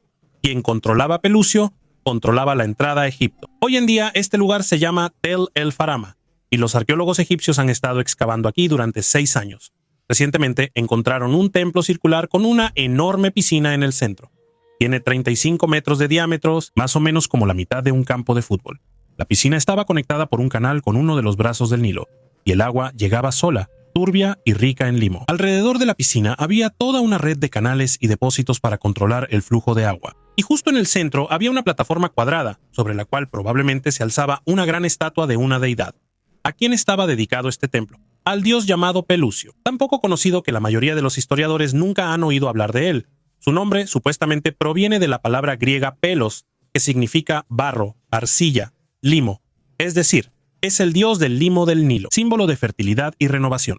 Cada año el Nilo se desbordaba y dejaba en las orillas una capa de limo fértil, sin la cual Egipto simplemente no habría sobrevivido. Y a este dios le construyeron un templo circular con una piscina viva, que respiraba junto con el río. La arquitectura del templo muestra huellas de varias culturas a la vez: el diseño egipcio, las proporciones griegas, los detalles romanos, lo cual es bastante esperado para una ciudad en el cruce de civilizaciones. El templo se utilizó desde el siglo II a.C. hasta el siglo VI después de Cristo, casi 800 años, sobreviviendo al cambio de los Ptolomeos a Roma y de Roma a Bizancio. Lo encontraron con la ayuda de un satélite y un equipo especial que escanea la Tierra como un rayo X, mostrando lo que hay dentro sin necesidad de excavar. El escaneo mostró un gran edificio a varios metros de profundidad. Luego hicieron una pequeña excavación de prueba y vieron paredes de ladrillo, amuletos con imágenes de dioses egipcios y un escarabajo con el nombre del faraón Tutmosis III, quien vivió 1000 años antes de la construcción de este templo, pero fue venerado como santo durante mucho tiempo después de su muerte. Durante casi 800 años esta piscina se llenó con agua del Nilo. La gente venía aquí a rezar, traía amuletos y ofrendas, y luego todo fue cubierto por arena, y permaneció así durante 1500 años más, hasta que un satélite lo observó desde arriba. Torres egipcias. Cuando se habla de las casas de los antiguos egipcios, la mayoría imagina chozas bajas hechas de ladrillos de adobe. Las excavaciones en Emete, en el Delta Norte, cambian radicalmente esa imagen. Los arqueólogos descubrieron un barrio del período tardío, toda una calle de casas tipo torre de 4 a 5 pisos, formando un frente compacto a lo largo del camino procesional hacia el templo de Wadiet. La altura se estima en 12 a 15 metros, lo que para el siglo VII a.C. equivale a un bloque moderno de 5 pisos. Los niveles inferiores están llenos de silos de grano y cubas de cerveza. Más arriba hay habitaciones residenciales con chimeneas estrechas. Más arriba aún, hay terrazas cubiertas donde se han conservado huesos de dátil y estatuillas de bronce de los cistros de bronce de la diosa Hathor. Por la noche, aquí no solo cenaban, sino que realizaban rituales con música. A 5 pasos de las puertas se extiende un paseo de piedra caliza hacia el templo de Wadiet. Las losas están tan pulidas que incluso hoy reflejan el sol del atardecer. Y las columnas de culto están exactamente donde los maestros del siglo VII a.C. las colocaron. Es como un mini Memphis auténtico en la provincia. Edificios altos y densos, un mercado, un templo y una vía sagrada, todo en un solo barrio estrecho. 3 capas de reparación en la mampostería muestran que las torres existieron al menos durante siglo y medio, y en las fachadas todavía se pueden ver relieves con Harpócrates y una Ushabti de fayenza verde. Es una señal de que la religión y la vida cotidiana aquí literalmente compartían una pared, y Matt destruye el viejo estereotipo de un Egipto de un solo piso. Toda una ciudad en el fondo de un lago de Kirguistán, el lago de montaña Issyk-Kul, uno de los más grandes del mundo, con casi 200 kilómetros de largo rodeado por las cordilleras del Tian Shan. No se congela ni siquiera en invierno debido a su salinidad y profundidad. En los años 2023 y 2024, un grupo de buzos e investigadores exploró la zona submarina cerca de la orilla, y lo que describieron en el informe de la expedición suena como la trama de una película de aventuras. En el fondo del lago hay calles, edificios de ladrillo y complejos de hornos. Bajo las capas de arena suelta hay una capa cultural bien conservada, literalmente impregnada de huellas de actividad humana. Fragmentos de ladrillos, cerámica, huesos de animales y escoria de fundición de metales. Junto a las construcciones encontraron una necrópolis musulmana de los siglos XIII y XIV, un cementerio de 300 por 200 metros ordenado y bien conservado. La gente vivía aquí, comerciaba, enterraba a sus muertos, y luego llegó el agua y cubrió toda la ciudad. Las montañas Tian Shan son sísmicamente activas, y los geólogos relacionan la inundación con un gran terremoto del siglo XV. La orilla se hundió, el nivel del agua subió, y la ciudad desapareció. Al parecer hubo pocas víctimas, la gente tuvo tiempo de irse, Después de eso, las orillas de Isikul siguieron siendo utilizadas por tribus nómadas. Pequeñas aldeas siguen aquí hasta hoy. Pero esto es lo importante. Durante siglos, alrededor de este lago, pasaron rutas comerciales de la Ruta de la Seda. La ruta principal iba desde el Valle de Chu, a través del paso Bedel, hacia China. Y el Isikul no era solo un lago, era un cruce donde se encontraban comerciantes de decenas de países. Por aquí pasaban sedas, especias, metales e ideas. Y este puesto comercial, en una de las rutas principales del mundo medieval, ahora yace a varios metros bajo el agua, junto con calles, hornos y un cementerio. Las excavaciones submarinas apenas han comenzado, y los investigadores dicen que la capa cultural bien conservada promete muchos más hallazgos. Nadie sabe todavía qué más se encuentra ahí. Empuñadura de cuchillo en forma de gladiador. Los arqueólogos encontraron un artefacto raro, la empuñadura de un cuchillo plegable de cobre en forma de un gladiador en miniatura. El hallazgo tiene más de 2000 años. Fue encontrada por buzos en el río Tyne, cerca de Corbridge, un asentamiento romano ubicado en Northumberland, junto al muro de Adriano. Es una prueba poco común de que la admiración por los gladiadores romanos llegó incluso a los confines del imperio. La empuñadura representa a un gladiador secutor, un poderoso guerrero con armadura pesada, casco cerrado y un arma grande. La particularidad de la figura es que representa a un zurdo, lo cual es sorprendente, ya que en la antigua Roma esto se consideraba un mal presagio. Es posible que la figura personifique a un guerrero específico, entrenado especialmente para usar la mano izquierda y así obtener ventaja en la arena. Los gladiadores, aunque a menudo eran esclavos o criminales condenados, podían convertirse en verdaderas estrellas de su época. Sus combates atraían multitudes de espectadores a los anfiteatros, y las victorias convertían a los luchadores en leyendas. Incluso hoy en día, su imagen romantizada sigue atrayendo la atención, como lo demuestra el éxito de películas como Gladiador. ¿Cómo llegó la empuñadura al río y quién era su dueño sigue siendo un misterio? Los perros como miembros de la familia. Perú, costa norte, asentamiento de Castillo de Guarmey, uno de los centros del Imperio Wari, que existió aproximadamente entre los años 600 y 1050 de nuestra era, varios siglos antes de los incas. Los científicos estudiaron aquí las sepulturas y entre los huesos humanos encontraron huesos de animales. 341 huesos, al menos 20 individuos de diferentes edades, desde cachorros hasta animales adultos. No hay rastros de despiece aquí. Estos perros no fueron comidos, fueron enterrados. Entre los huesos identificaron a 3 individuos con ausencia congénita de premolares, una característica que en los perros sin pelo peruanos modernos está relacionada con una mutación genética, la cual también es responsable de la falta de pelaje. Por eso, basándose en esta característica, los científicos concluyeron que se trataba precisamente de ellos, los perros sin pelo peruanos. Esa misma raza que ahora los turistas fotografían en Lima. Antes de este hallazgo, la única prueba de la existencia de la raza en el Imperio Wari era una vasija de cerámica con la imagen de un perro sin pelo. Pero lo más interesante es otra cosa. El análisis isotópico de los huesos mostró que, en su etapa de cachorros, estos 3 perros eran tratados igual que los niños de familias nobles Wari. La misma composición química, los mismos alimentos. Literalmente los alimentaban como a los niños de familias nobles. Y cuando el dueño moría, el perro se iba junto con él. En una de las tumbas, a un perro le amputaron una pata cuando aún estaba vivo. Los científicos creen que esto era parte de un ritual. La preparación del animal para el papel de guardián de la tumba. A otro perro lo enterraron junto a un adolescente. El tercero estaba junto al maestro, en cuya tumba estaban todas sus herramientas de trabajo. Para la gente de Wari, el perro era un miembro de la familia en el sentido más literal. Comía en la misma mesa que su dueño. Vivía junto a él toda su vida y lo acompañaba después de la muerte. Y todo esto lo sabemos gracias a los huesos de una tumba de 1000 años de antigüedad. Antes de este hallazgo, nadie siquiera podía imaginar que esta raza de perros existiera en esos tiempos. Los chamanes predicen una catástrofe. En México se derrumbó una de las antiguas pirámides que usaban las tribus antiguas para sacrificios humanos, lo que provocó temor sobre una catástrofe inminente. Los descendientes de la tribu que construyó la pirámide temen que el derrumbe pueda ser un presagio de una gran desgracia causada por la naturaleza o algún otro fenómeno. En las fotos del lugar del incidente se puede ver que parte de la estructura se derrumbó después de una fuerte lluvia que cayó recientemente. El aguacero arrasó con uno de los lados de la pirámide. Estas pirámides fueron construidas por los antepasados de los actuales purépecha, un pueblo guerrero que en su tiempo logró vencer a los aztecas. Los historiadores afirman que las pirámides de Yacata eran utilizadas por la tribu purépecha para sacrificios rituales a su dios principal, Curicahuari. El antropólogo Taricuiri Álvarez declaró que el colapso de la pirámide es una mala señal. Los chamanes locales creen que incluso la caída de una sola piedra era un mal presagio, y el derrumbe de toda una pared significa una catástrofe inevitable. Un fenómeno similar se observó antes de la llegada de los conquistadores. Ataúd lacado.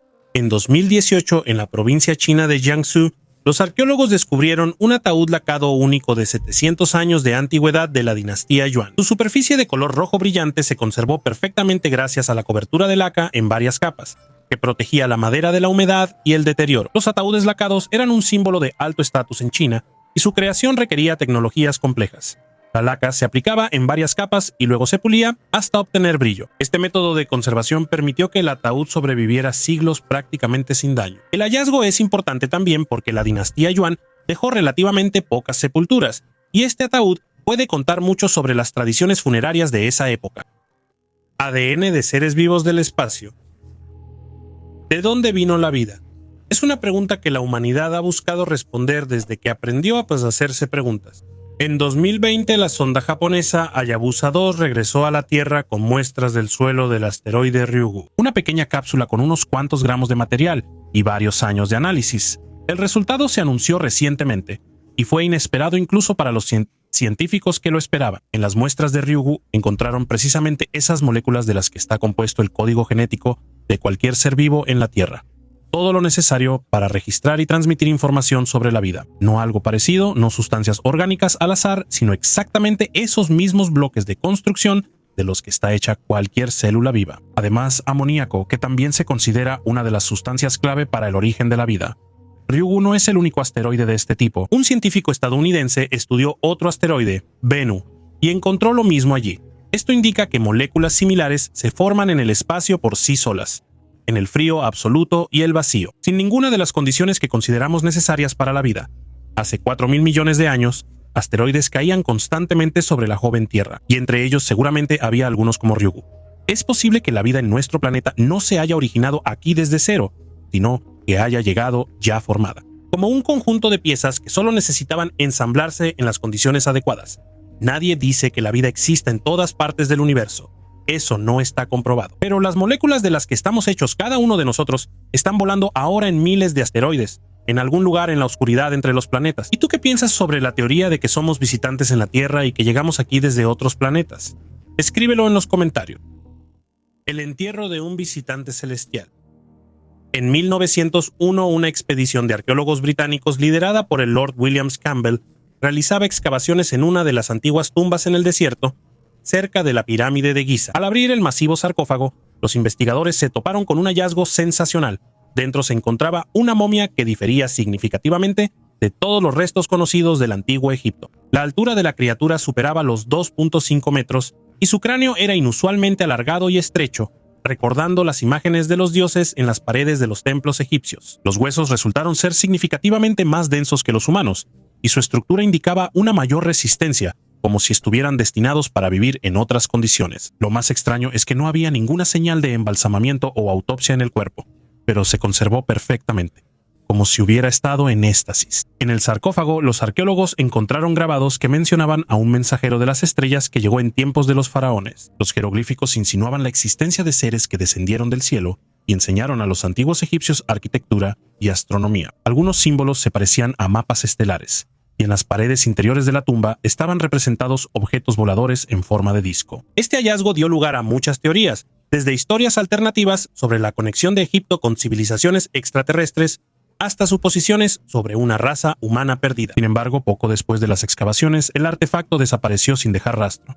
Fue enviado a una colección privada y las menciones sobre él fueron rápidamente eliminadas de los informes oficiales.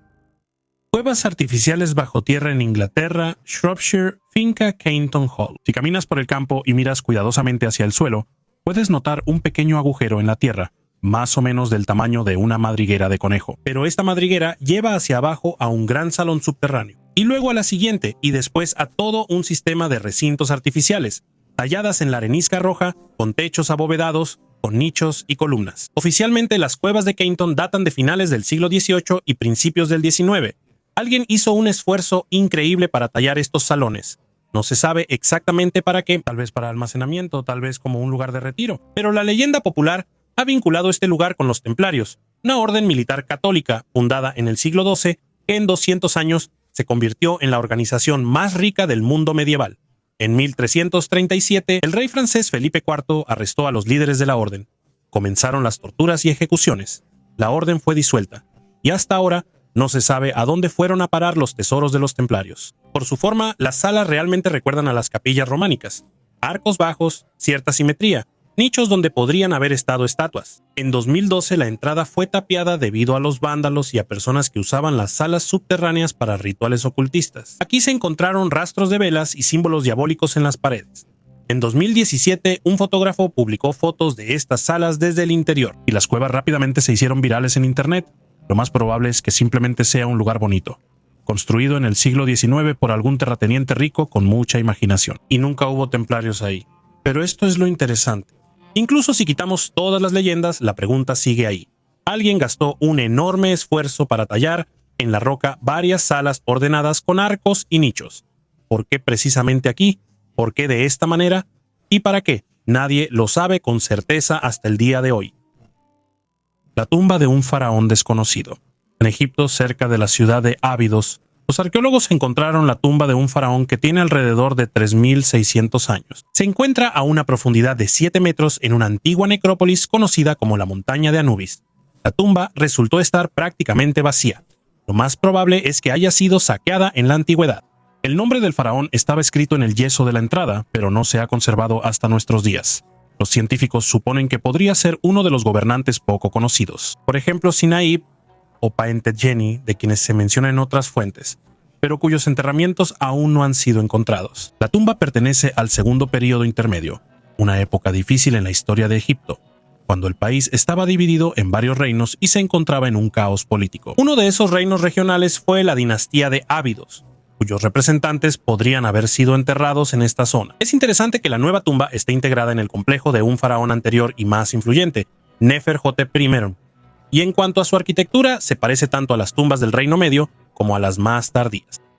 Olvidó dónde escondió las monedas. En 1988, el ingeniero y oceanógrafo estadounidense Tommy Thompson hizo lo que todos los buscadores de tesoros del mundo sueñan con hacer. Encontró un barco hundido con oro. El vapor SS Central América se hundió en 1857 durante un huracán frente a las costas de Carolina del Sur. A bordo había toneladas de oro, extraído en los yacimientos de California durante la fiebre del oro y enviado al este del país. El valor total de la carga hoy se estima en aproximadamente $500 millones.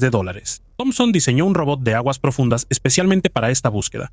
Encontró el lugar del naufragio a más de 2 kilómetros de profundidad. Recuperó la mayor parte del tesoro y en el año 2000 vendió un lote de oro por $52 millones. Y luego resultó que 161 inversionistas que invirtieron más de $22 millones en el proyecto no recibieron ni un centavo. Y que del inventario desaparecieron 500 monedas de oro sumamente raras, que los coleccionistas valoran en decenas de millones de dólares. Porque el oro de un barco hundido del siglo XIX no es solo oro. Es historia y rareza, por la que en una subasta pagan decenas de veces más que su valor en metal. En 2012, cuando el asunto ya apuntaba a un juicio, Thompson desapareció. Lo buscaron durante 3 años y lo encontraron en un hotel de Florida. A todas las preguntas sobre el destino de las monedas, él tenía una sola respuesta. No recuerda dónde están. Afirmaba que las registró a nombre de otra persona en Belice y que, por problemas de memoria, hace mucho perdió el rastro. El tribunal aplicó una medida poco común. Lo encarcelaron no por un delito, sino por negarse a responder una pregunta, sin un plazo concreto y sin fecha de liberación. Simplemente te quedas ahí hasta que hables. Thompson estuvo preso 10 años. Cada día pagaba una multa de $1,000. Su salud empeoraba cada vez más, pero seguía guardando silencio. En marzo de 2026 lo liberaron por razones médicas, porque ya no era posible mantener a un anciano ahí por más tiempo. Tiene 74 años. Las 500 monedas nunca se encontraron. Y al parecer, desde el principio pensó que 10 años de silencio eran más convenientes que cualquier otra opción. Y parece que tenía razón. Sepultura en posición sentada y un cementerio infantil. En la ciudad francesa de Dijon, los arqueólogos descubrieron una tumba única de los galos con más de 2000 años de antigüedad. Lo inusual del hallazgo es que todos los difuntos están sentados mirando hacia el oeste. Es un ritual raro, conocido solo en unos pocos lugares de Francia y Suiza. Las excavaciones se llevaron a cabo en el jardín de un antiguo monasterio, donde los arqueólogos encontraron 13 entierros Los fallecidos están sentados con las manos sobre el torso y las piernas dobladas de manera asimétrica. Los entierros datan del período entre 450 y 25 años antes de nuestra era. Los investigadores suponen que en estas tumbas podría haber sacerdotes, jefes o miembros de una misma familia. Junto a estas sepulturas se encontró una necrópolis infantil del primer siglo de nuestra era, donde fueron enterrados 22 bebés. Muchos de ellos no vivieron ni un año. Algunos niños fueron enterrados en ataúdes de madera, como lo demuestran los clavos encontrados. En las tumbas también se hallaron monedas y cerámica, probablemente ofrendas funerarias. Sin embargo, parte del cementerio fue destruida debido a trabajos agrícolas. La razón del entierro en posición sentada sigue siendo un misterio. Una de las versiones está relacionada con la creencia en la vida después de la muerte. Es posible que los difuntos debieran encontrarse con el otro mundo en una postura especial. Otros investigadores creen que esto es parte de una práctica espiritual. La postura podría simbolizar la meditación o el descanso eterno. Esto se confirma con las estatuillas celtas encontradas en diferentes partes de Europa. Las enigmáticas pirámides de Sidinga. Este complejo, descubierto por arqueólogos a finales del siglo XX, incluye más de 80 pirámides, lo que lo convierte en uno de los lugares de enterramiento más grandes del desierto de Nubia, en Sudán. Las pirámides de Sidinga fueron construidas en una época en la que Nubia estaba bajo la influencia del antiguo Egipto, y los gobernantes del reino de Kush buscaban imitar las tradiciones y la arquitectura egipcias. La mayoría de las pirámides de Sidinga son de tamaño pequeño en comparación con las pirámides egipcias.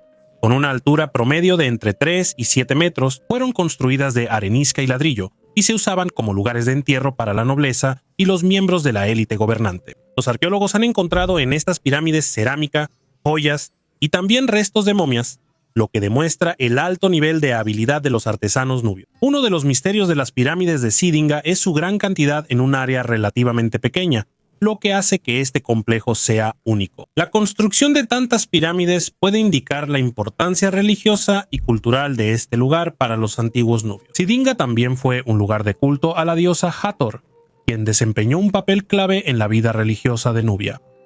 Templo para la diosa con cabeza de león. En Egipto, en la zona de Atribis, se descubrió un antiguo templo tallado en la roca. Su antigüedad se estima en aproximadamente 2100 años y pertenece a la época del reinado de Ptolomeo VIII, quien gobernó desde el año 170 hasta el 116 a.C. Este gobernante, conocido por su compleja historia política y familiar, dejó numerosos monumentos y el nuevo templo se convirtió en un hallazgo importante. En las paredes del templo se conservaron bajorrelieves que muestran a Ptolomeo VIII realizando una ofrenda a la diosa Repit con cabeza de león y a su hijo Calantu. Repit era la esposa del dios Minra, quien estaba asociado con la fertilidad. Los arqueólogos suponen que el templo fue construido precisamente para esta diosa, aunque su nombre aún se desconoce. Durante las excavaciones, los científicos descubrieron una sala donde se guardaban los utensilios del templo y ánforas. En la entrada de la sala se encontraron bajorrelieves únicos que representan a Repit y Minra.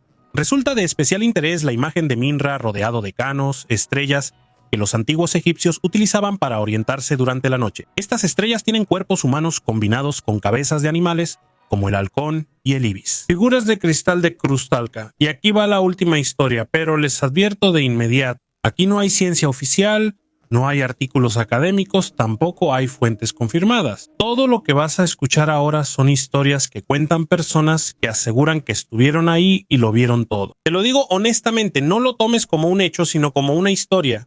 Pero una historia que no se puede simplemente ignorar. Las regiones montañosas de Perú tienen cuevas en las rocas que, según las personas que supuestamente han llegado hasta ahí, son de difícil acceso. En una de las salas de roca hay figuras de unos 3 metros de altura, hechas de cristal de roca transparente, cuarzo purísimo, con una resistencia que en la naturaleza es casi imposible en esos volúmenes. Dentro de cada figura se pueden ver canales y estructuras finas que recuerdan a algo vivo, como si dentro de la piedra pasaran vasos o nervios, y los instrumentos cerca de estas figuras supuestamente captan alguna señal rítmica que proviene del interior. Los habitantes locales llaman a este lugar el Salón de los Guías Dormidos y lo evitan. Dicen que si lo tocas, se romperá algún tipo de equilibrio. Quienes han ido allí con diferentes equipos cuentan sobre fallas en la electrónica y el comportamiento extraño de los instrumentos. Y en luna llena, según ellos, en la cueva aparece un zumbido tan bajo que no lo sientes con los oídos, sino con todo el cuerpo. Y la señal desaparece en un radio de varios kilómetros. Y después dejaron de permitir la entrada. Los militares cerraron el acceso. Nada de esto está confirmado. Es muy posible que sea solo una historia que se transmite de boca en boca, y cada vez va adquiriendo nuevos detalles. Las montañas de Perú no tienen la culpa, es un lugar de difícil acceso. Ahí nacen fácilmente las leyendas, pero esto es en lo que vale la pena pensar. Cada año se encuentra algo que ayer parecía imposible. Ciudades inundadas, templos de dioses desconocidos, huellas humanas en lugares donde nadie esperaba encontrarlas. Las figuras de cristal, lo más probable, son una leyenda. Pero la línea entre la leyenda y el hallazgo a veces resulta ser más delgada de lo que parece. Yo me pregunto, ¿qué tienen en común todas estas historias? Thompson escondió el oro a propósito y se llevó el secreto consigo durante 10 años en prisión. El barco se hundió el primer día de la batalla y permaneció allí 400 años. Toda una ciudad se sumergió bajo el agua en una sola noche después de un terremoto. Los antiguos castores construyeron espirales perfectas hace 20 años y nadie lo sospechaba. Thompson escondió el oro hace 20 años y nadie lo sospechaba. Y nadie lo supo hasta el siglo XIX.